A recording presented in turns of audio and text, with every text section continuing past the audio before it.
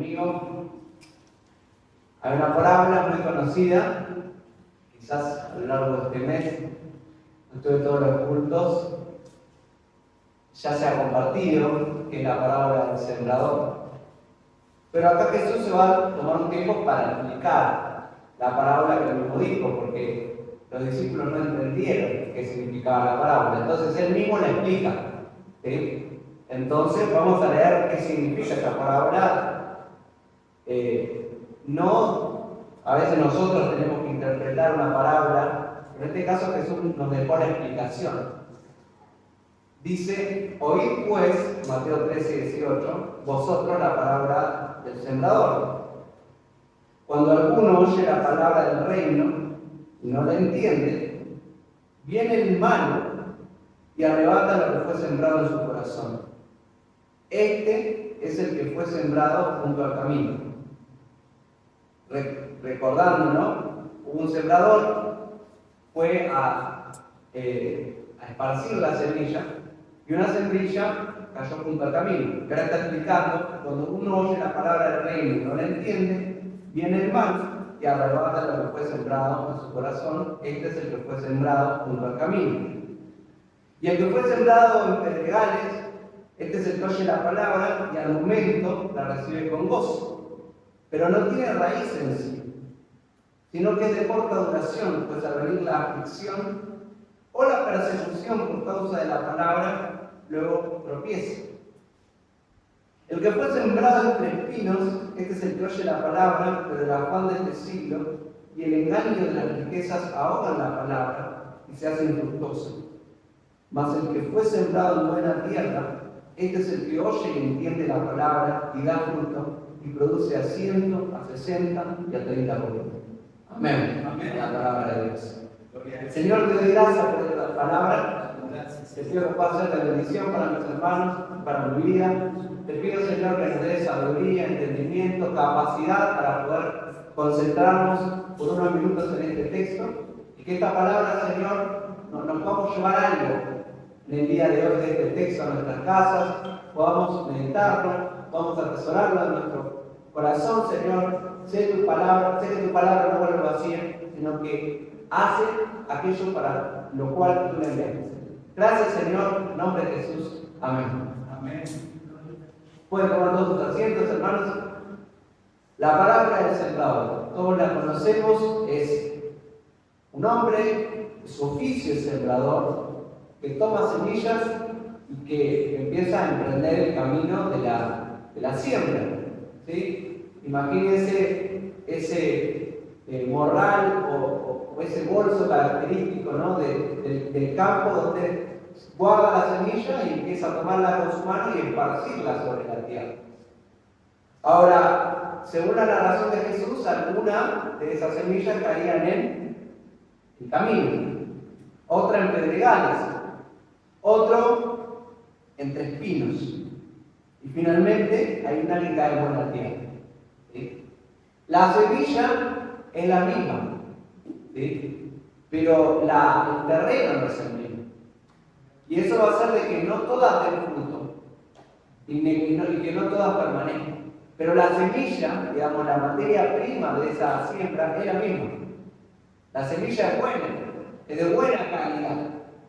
Solamente que las condiciones de la tierra van a hacer que una semilla se convierta en fruto y otra no. En una planta, que esa planta de fruto y otra no. Y recordemos que Jesús hablaba ante un grupo social sencillo, ante gente trabajadora, y que muchos se dedicaban a la agricultura, ¿sí? Había gente que se dedicaba a la carpintería, gente que se dedicaba a la pesca, pero la mayoría de los trabajos en la era de Jesús eran trabajos pre-revolución industrial, entonces eran trabajos manufacturados, trabajos que en gran parte eran en el campo. Entonces, la siembra era algo común. Quizás si uno lee ahora este texto, o cuando Jesús habla de la vida verdadera, ¿no? No nos parece tan cercano, y hasta tenemos que indagar un poco para entenderlo. ¿Por qué? Porque los tipos de trabajo de ahora son más especializados. más de industria, donde quizás interviene una máquina, y donde quizás muchos de nosotros no crecimos en el campo, como para entender, pero para la gente que lo escuchaba, había un agricultor, ¿no? Había uno que tenía una viña que trabajaba en una viña, entonces cuando le hablaban de la viña, era algo cotidiano para ellos. Cuando le hablaban del labrador, quizás ellos mismos eran labradores. Era fácil de entender lo que Jesús le decía. Y la siembra y la cosecha eran cosas habituales para la gente. Incluso había una época de siembra y una época de cosecha. Entonces Jesús usaba metáforas del día a día de la gente de ese tiempo.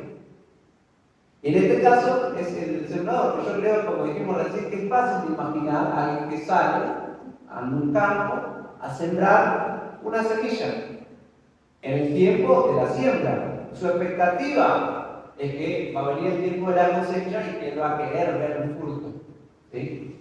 Pero Jesús se limita a decir que esa semilla, ¿sí?, alguna va a caer en un cierto terreno y otra en otro terreno.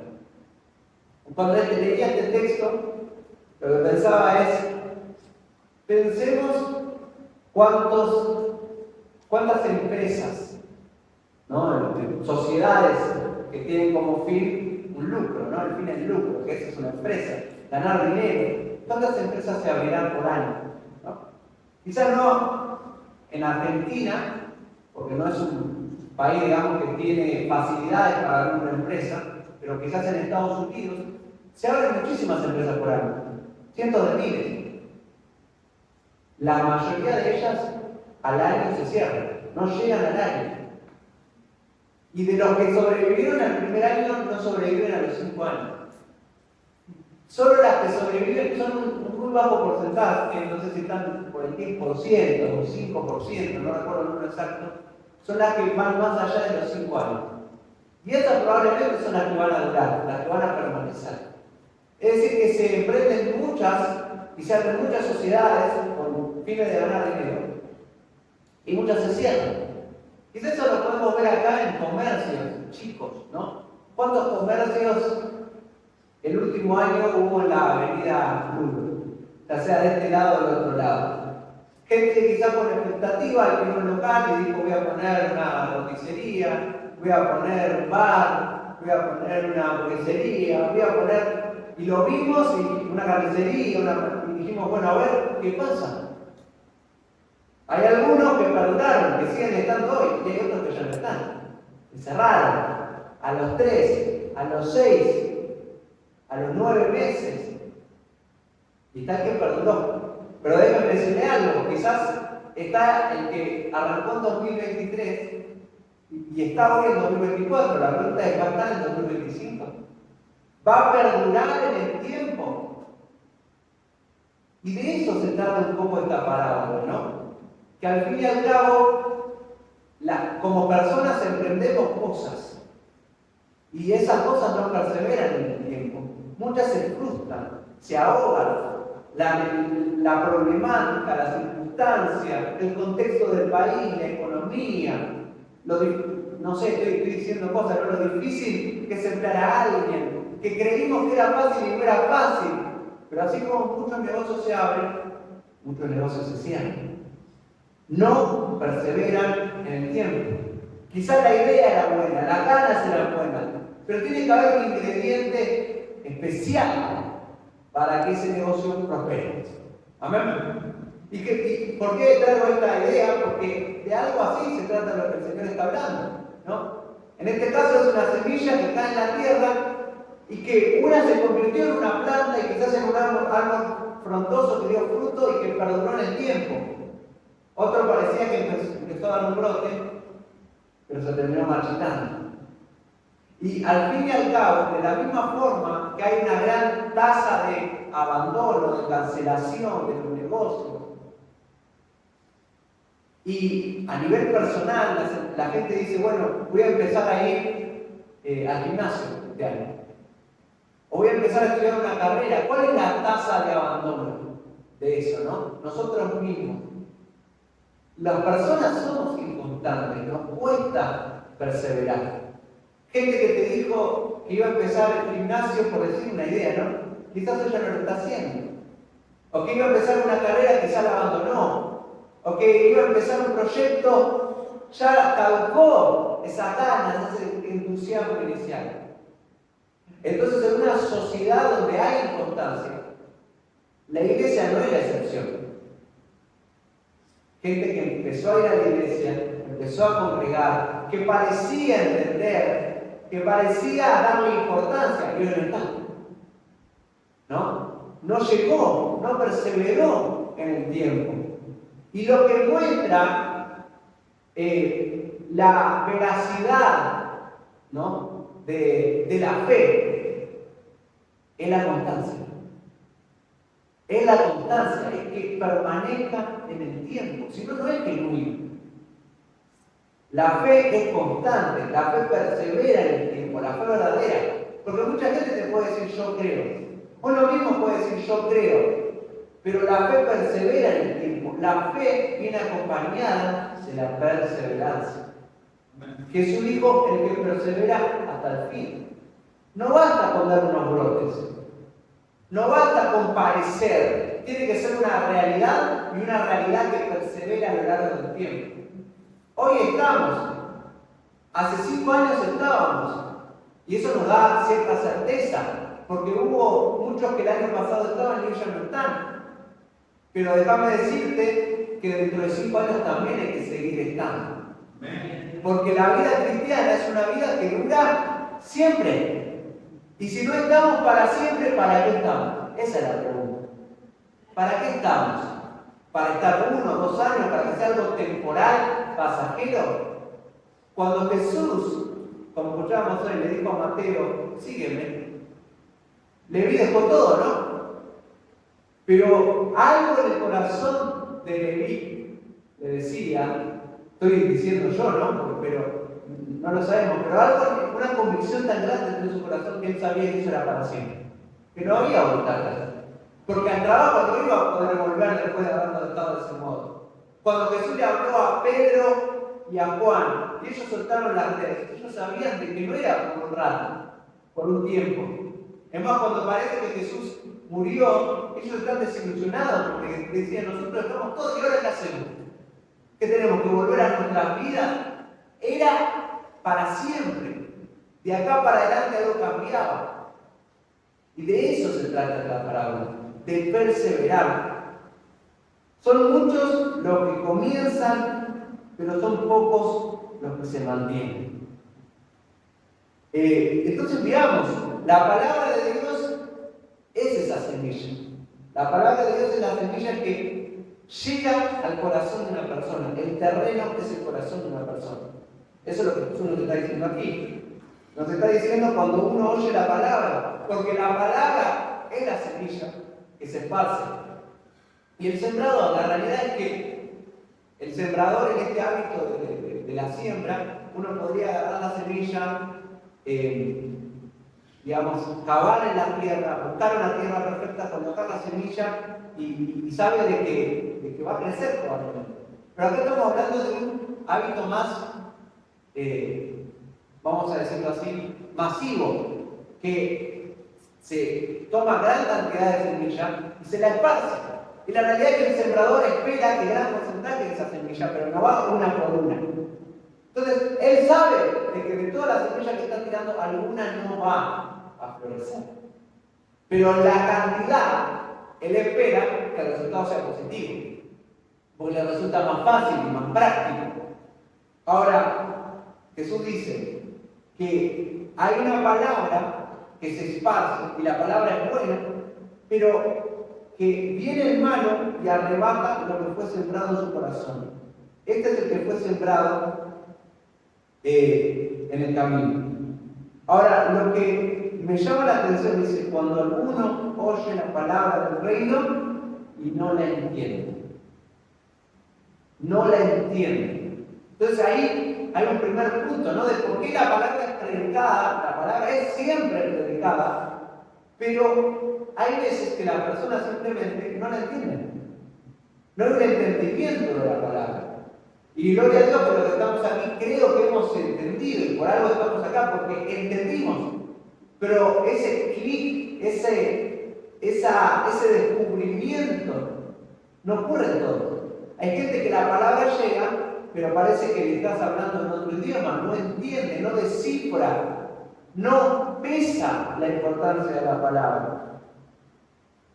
La primera explicación para el no entendimiento es la incapacidad del receptor para entender la palabra. Sabemos que el oyente en su estado natural no quiere ni puede venir a Dios. Juan 5:40, Jesús le habla a los fariseos. No es que los fariseos no tenían capacidad para entender la palabra, porque era gente instruida, era gente que había estudiado, que sabía leer. Los más instruidos de la sociedad eran los fariseos en ese entonces. Pero Jesús les dice a ellos: no queréis venir a mí para que tengáis vida. En la voluntad de los fariseos no estaba el deseo de entender a Jesús. No le entendían porque no querían. Eran cabezas duras en términos coloquiales. Y Jesús después les dice en Juan 6:65: por eso os he dicho que ninguno puede venir a mí si no le fuere dado del Padre. Ninguno puede venir a mí, dice el versículo 44, si el Padre que me envió no le trajere, y yo le resucitaré en el día posterior. En cierta forma, la gente, y entre la gente estuvimos incluidos nosotros, pensamos en aquel momento en que la palabra llegó y que no la entendimos. ¿Y por qué no la entendimos? Si fue la misma palabra que llegó 5 años después o 10 años después. Porque no quisimos, porque no queríamos entender. Y porque no podíamos entender. Por las dos cosas. Porque Dios en algún momento hizo una obra en nuestro corazón para que entendamos. Y en ese momento, la misma palabra que no habíamos entendido, la entendimos. Y al mismo tiempo, Dios hizo que queramos entender. Dios cambió nuestra capacidad, nuestra voluntad. Dice la palabra de Dios, conocemos ese texto. ¿Por qué a veces no entienden o no comprenden? En 2 Corintios 4:4, el Dios de este siglo cegó el entendimiento. ¿Por qué no entienden? Porque el Dios de este siglo, que es Satanás, el enemigo, cega el entendimiento. Literalmente, imagínense una venda para los ojos, en sentido espiritual, y Satanás poniendo una venda en los ojos de una persona cuando la palabra es predicada y tapándole los oídos y hablando fuerte o haciendo barullo, digamos, espiritualmente, para que esa persona no entienda, para que no escuche, distrayéndola, confundiéndola, haciéndole pensar en cualquier otra cosa para que no entienda. El Dios de este siglo cegó el entendimiento de los incrédulos, ¿para qué? Para que no les resplandezca la luz del Evangelio y la gloria de Cristo. Entonces, claro, ¿por qué no entienden las personas? Porque Satanás, el enemigo, los está distrayendo y les está tapando el entendimiento.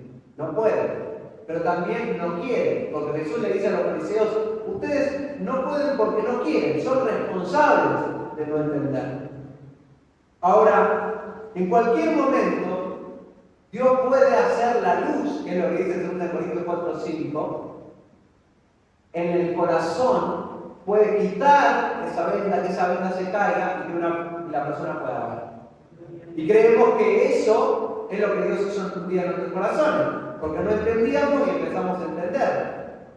Es como dice el ciego, ¿no? Que tuvo esa sanidad física, que se encuentran los fariseos y te dicen: no puede ser, que te dijo esto, yo solo soy una cosa, dice el ciego, que antes no veía y ahora veo.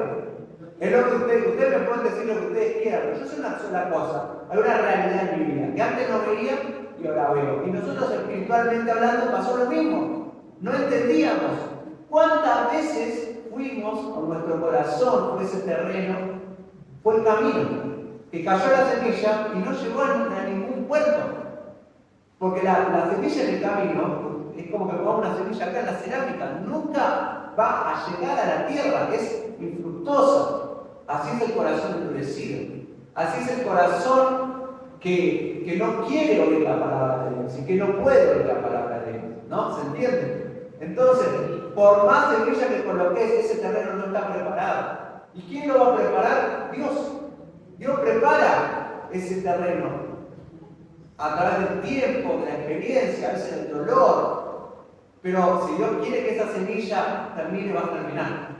No importa cuán duro y cuán áspero sea ese terreno, va a germinar.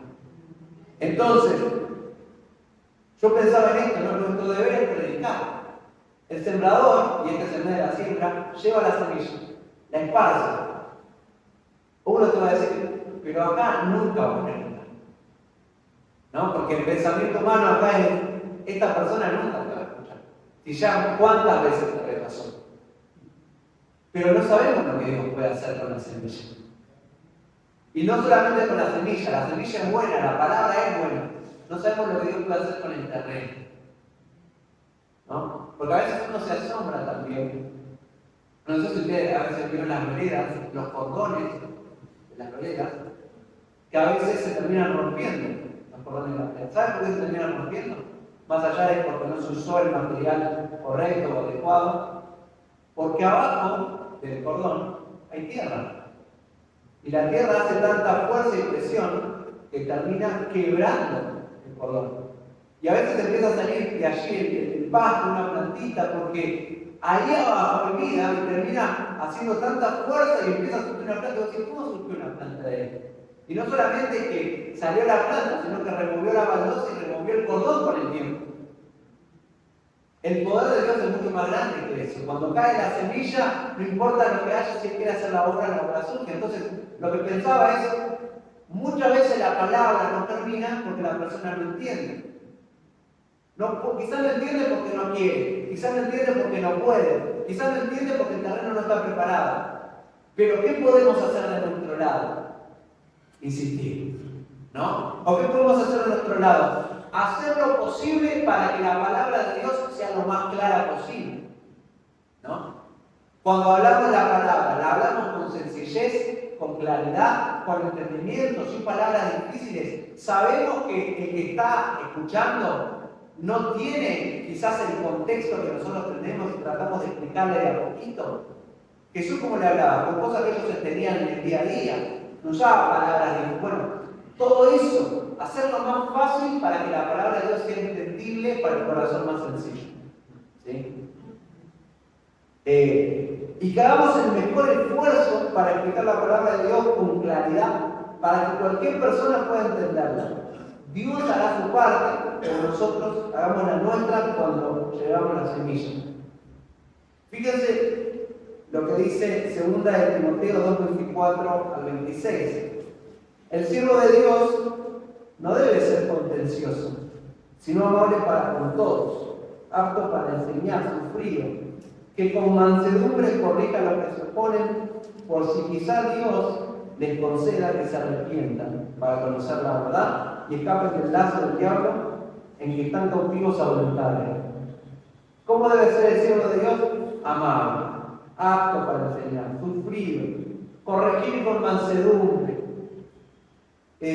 Todo eso lo tiene que hacer solo por si Dios, dice, por si quizás Dios le concede que se arrepienta.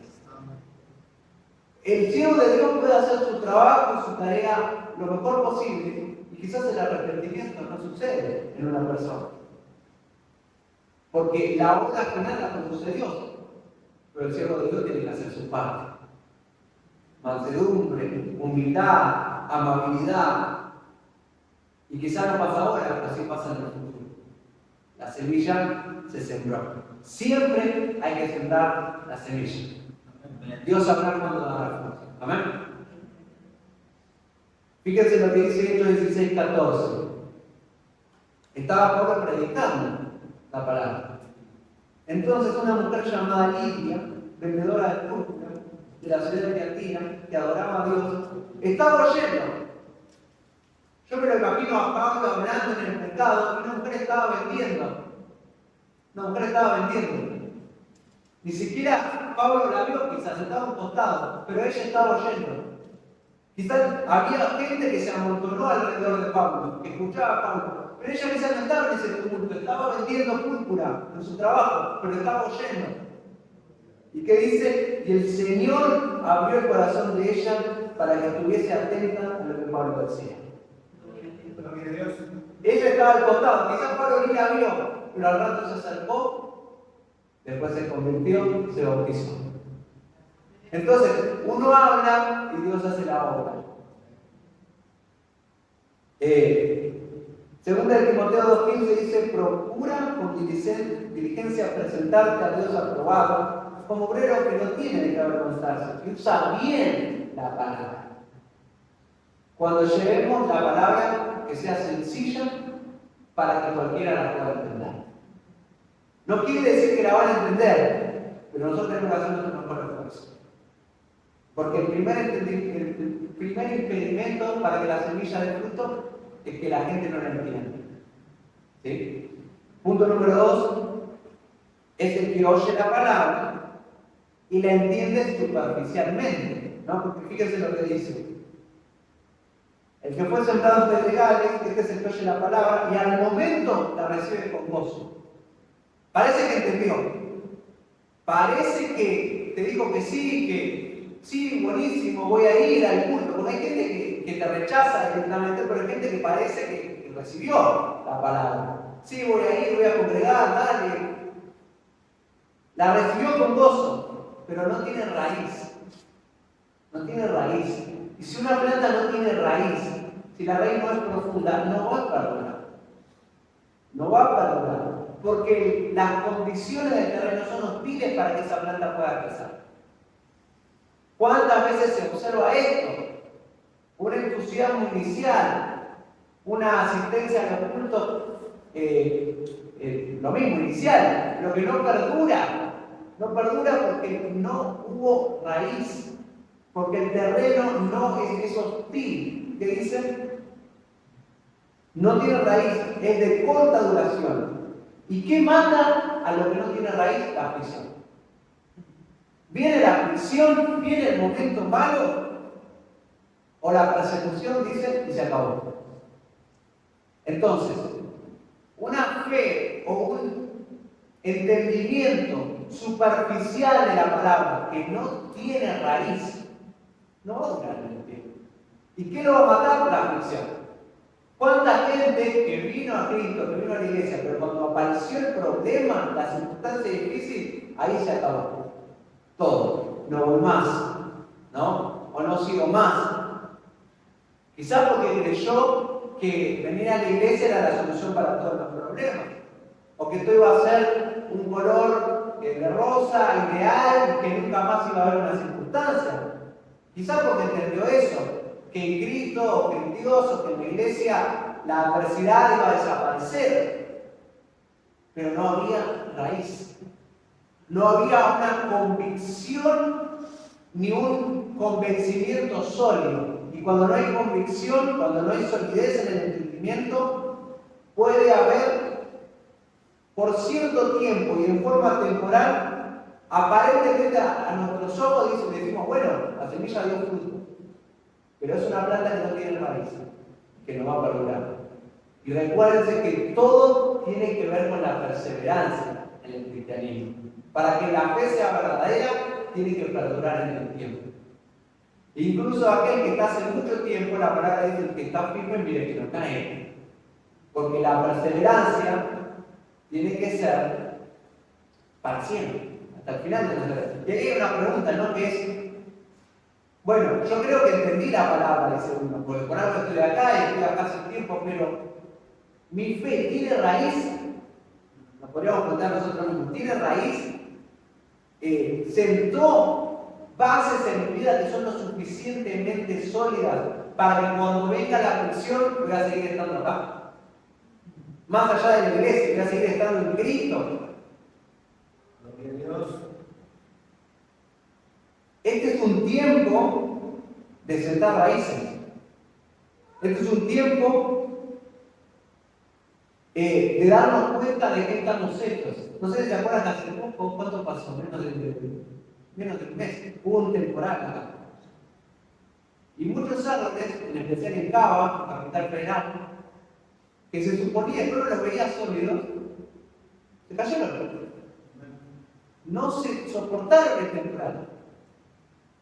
Y era sorprendente en el Libertador, mucho en la zona de Palermo, árboles caídos. Y quizás alguno también se llevó una sorpresa, porque quizás un árbol que parecía más debilucho no se cayó. Y ese que parecía más fuerte se cayó, porque no está en el tamaño del árbol, sino en la raíz del árbol. Qué tan abajo y qué tan bien, qué tan firme está en la tierra. No se trata del tamaño, sino de las raíces. ¿No? Y eso habla para nuestra vida espiritual. Hay hermanos que pueden parecer más experimentados, más fuertes en la fe, pero la solidez de tus convicciones es la que va a demostrar a lo largo del tiempo, ¿no?, si vas a permanecer o no.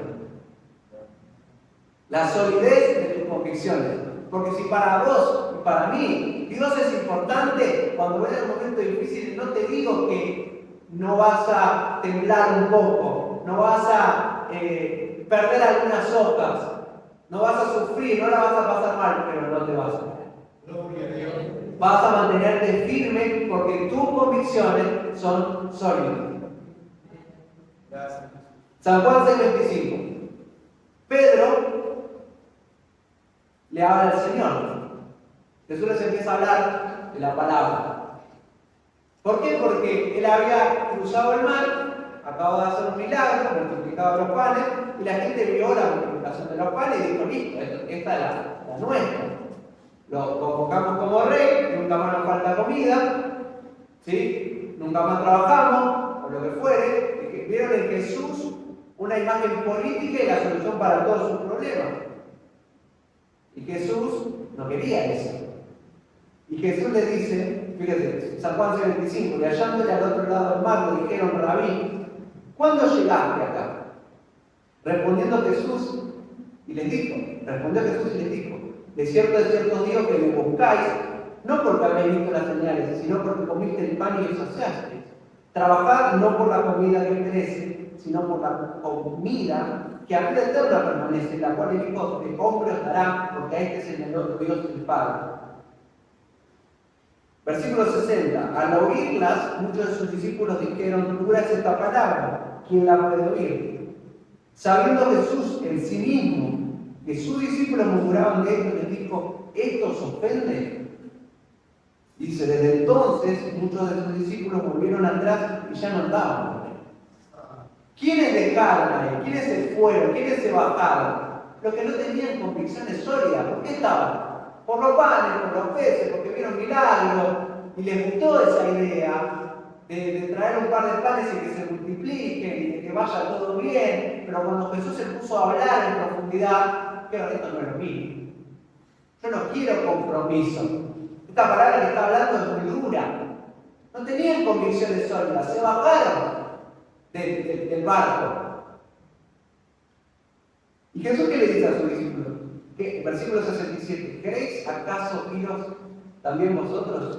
Le respondió Simón Pedro: Señor, ¿a quién iremos? Tú tienes palabra de verdad. Pedro era bastante torpe, era una persona muy impulsiva, pero tenía raíces sólidas. Algo había entendido Pedro, que lo hizo permanecer. Y miren que negó al Señor, miren que sacaba la espada y que se confundía, y que había muchas cosas que no tenía claras. Pero él tenía una base sólida y le responde: ¿a quién iremos, Señor? Él sabía una cosa, que no podía estar lejos de Cristo, que necesitaba a Cristo, que Cristo era fundamental y vital en su vida, y eso lo hizo ser a lo largo del tiempo un gran hombre de Dios. Entonces puede haber muchas áreas de nuestra vida que estén mal, pero si nosotros entendemos que Dios es importante, fundamental y primordial para nuestras vidas, eso nos va a sostener. Y dice: y nosotros hemos creído y conocemos que tú eres el Cristo, el Hijo de Dios vivo. Eso es tener bases sólidas. Mateo 6:24. Jesús dice: cualquiera pues que me oye estas palabras y las hace, le compararé a un hombre prudente que edificó su casa sobre la roca. Porque si tus convicciones son sólidas, Descendió lluvia, vinieron ríos, soplaron vientos y golpearon contra aquella casa y no cayó, porque estaba fundada sobre la roca. Cuando las convicciones son sólidas, cuando de verdad entendés la importancia de Cristo, la importancia de Dios en tu vida, no en ningún momento la Biblia dice que no vas a tener más problemas. Es más, la lluvia, las tempestades, las adversidades, las circunstancias, las tentaciones, familia, matrimonio, trabajo, van a venir. Algunas vidas más y otras menos. Dios sabrá cómo maneja Él eso, pero no va a caer esa casa porque está sobre la roca.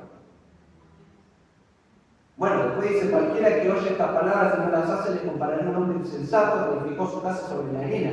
Y descendió lluvia y vinieron ríos y soplaron vientos y dieron con ímpetu contra aquella casa, cayó y fue grande su ruina. Entonces, el segundo caso es aquel que entiende la palabra pero superficialmente.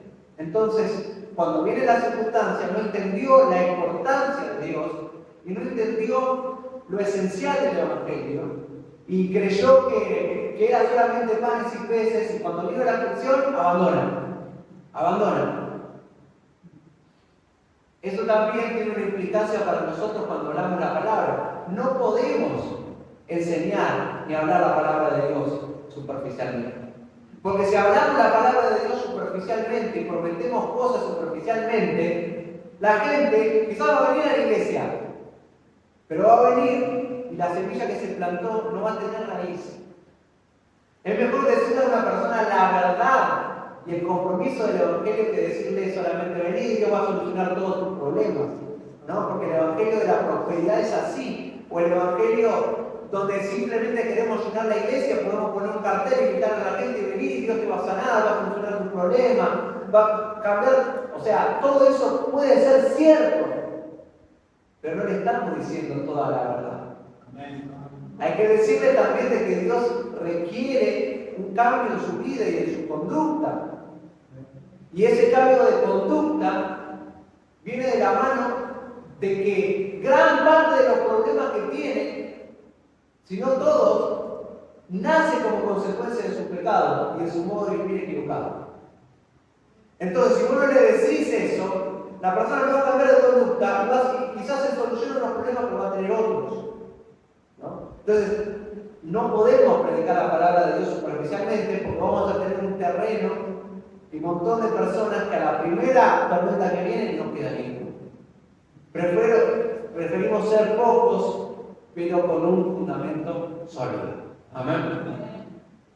Vamos redondeando. El tercer caso es el de aquellos que aman más al mundo y se dejan llevar por su afán y por sus riquezas, que es el que plantea Jesús acá. Dice que el tercero fue sembrado entre espinos. Oye la palabra, ¿sí? Quizás la entienda la palabra, pero tiene más fuerza el afán de este siglo y el engaño de las riquezas. Su realidad y su contexto terminan ahogando la palabra. No es lo mismo que el caso anterior.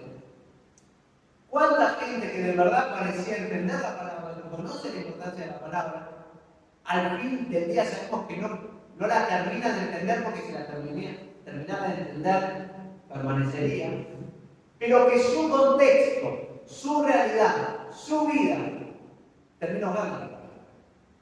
Porque en el fondo ponen en primer lugar otra cosa. Empiezan a venir, pero dicen, pero mi familia no viene, entonces, hasta acá, mi esposo, mi esposa, eso termina ahogando. Sí, quiero venir, pero mi trabajo, no puedo dejar mi trabajo, no puedo cerrar el comercio un día, estoy diciendo lo que fuere. Tengo que trabajar el domingo a la mañana, por decirlo así, ¿no? Lo que fuere.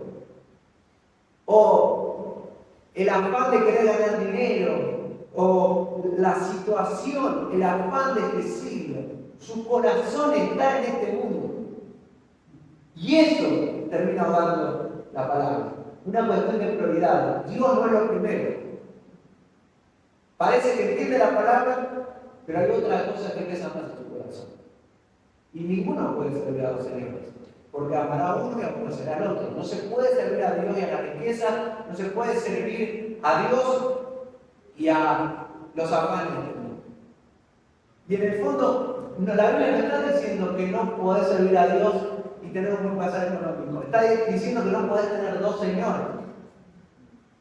Vos le rendís cuentas a Dios, Dios es tu Señor. Todo lo que tenés no se señorea de tu vida. ¿Sí? El problema no es la riqueza, el problema es quién está sentado en el trono de tu corazón. Gloria a Dios. Lucas 16:13 lo vamos a leer. Bueno, Lucas 12, 22 al 31. Dice, vamos a leerlo todo desde el versículo 25, Lucas 12, 25. Es muy claro este texto como para agregarle todo. Por lo tanto, como para agregarle, no os afanéis por vuestra vida. ¿Qué habéis de comer o qué habéis de beber? Y por vuestro cuerpo, ¿qué habéis de vestir? ¿No es la vida más que el alimento y el cuerpo más que el vestido? Mirad las aves del cielo, que no siembran ni ciegan, ni recogen en graneros, y vuestro Padre Celestial las alimenta. ¿No valéis vosotros mucho más que ellas? ¿Y quién de vosotros podrá, por mucho que se afane, añadir a su estatura un codo? Y por el vestido, ¿por qué os afanáis? Considerad los lirios del campo, cómo crecen, no trabajan ni hilan, pero os digo ni que aún Salomón, con toda su gloria, se vistió como uno de ellos. Y si la hierba del campo que hoy es y mañana se echa en el horno, Dios la ve así, ¿no hará mucho más a vosotros, hombres de poca fe? No os afanéis pues diciendo qué comeremos o qué beberemos o qué vestiremos, porque los gentiles buscan todas estas cosas, pero vuestro Padre sabe que tenéis necesidad de todas estas cosas. Mas buscad primeramente el reino de Dios y su justicia, y todas estas cosas os serán añadidas. Amén. Cuando dejamos o cuando quitamos a Dios en primer lugar de nuestra vida, nos dejamos afanar por nuestro contexto, ese afán, esa ansiedad termina ahogando la palabra. Termina ahogando la palabra y haciendo que esta no dé fruto. Concentrarte en dar frutos, y dar frutos, si lo espiritual es la prioridad de tu vida, todo el resto de tu vida va a progresar. Ahora, si te dejas por el afán y la ansiedad y el amor a la riqueza, todo eso va a ahogar lo que Dios quiere hacer en tu vida. Amén.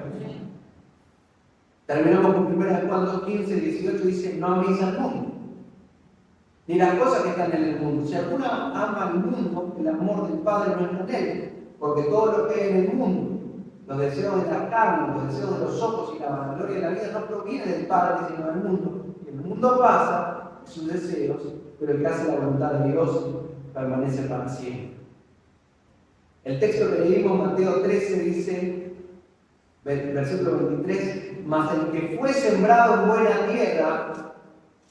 ¿Y por qué la tierra es buena? Y ahí podemos caer en un error cuando interpretamos este texto.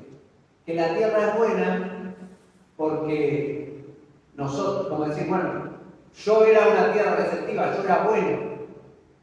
Pero a la luz de lo que leímos, la tierra es buena porque fue Dios el que la preparó para que sea receptiva a la palabra.